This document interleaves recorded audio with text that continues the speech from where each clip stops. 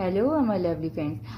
সেদিনকে তোমাদের দাদাভাই নিনিমিষি ওল মানে রান্না করার পরে চিংড়ি মাছ নিয়ে এসেছিল, তা বলেছিল আমিষ মানে চিংড়ি মাছ দিয়ে ওল করতে।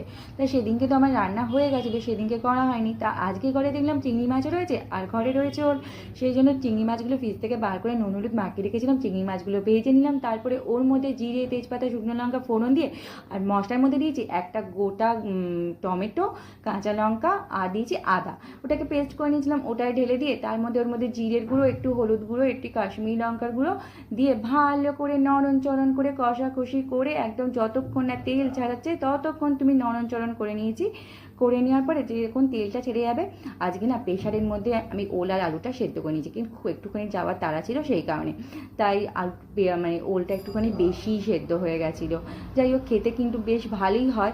আর তোমাদের দাদাভাই বললো ওলটা একটুখানি মানে গলে গেছিলো, একটু মাখো মাখো হয়ে গেছিলো। তা আমি তো বললাম খেতে তো ভালোই হয়েছিল নাকি, বললো হ্যাঁ খেতে ভালোই হয়েছিল, কিন্তু ওই ওলটা খুঁজে পাওয়া যাচ্ছিল না, এই আর কি। যাই হোক, আমি তো খাবো না, যেহেতু শ্রাবণ মাসে এখন আমি পুরোপুরি নিরামিষই খাচ্ছি। আর এটা কিনতে খেতে কিন্তু ভালোই হয় সেটা আমি জানি। আর নুন মিষ্টি সবই ঠিকই মানে ঠিকঠাকই ছিল। আর এর মধ্যে কিন্তু মিষ্টিটা দেবে যে যার মানে স্বাদ অনুযায়ী। যাই হোক, এখন এটাকে ভালো করে কষাকষির পরে দিয়ে দিলাম জল। তারপরে একটুখানি মানে ফুটে গেলে, জলটা যখন একটু ফুটে যাবে তার মধ্যে ভেজে রাখা চিংড়ি মাছগুলো দিয়ে হাতে তৈরি করা গরম মশলাটা দিয়ে দিয়েছিলাম। আর হয়ে গেছিলো আমার ঝটপট এই ওল চিংড়ি খেতে। কিন্তু কার কার ভালো লাগে। আজকে তেমন কিছু রান্না করিনি, ভাতের মধ্যে একটু উচ্ছে ভাতে দিয়েছিলাম আর এই ওল চিংড়ি মানে এটা দিয়েই মোটামুটি ভাত খাওয়া কিন্তু হয়েই যায়, তাই না?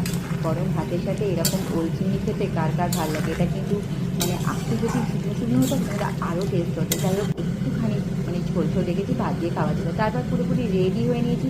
আর এই চুড়িদারটা নতুনই ছিল, আলমারিতে দেখলাম এই চুড়িদারটা পুরোপুরি নতুন আছে, তাই ভাবলাম এটাই পরে নিই।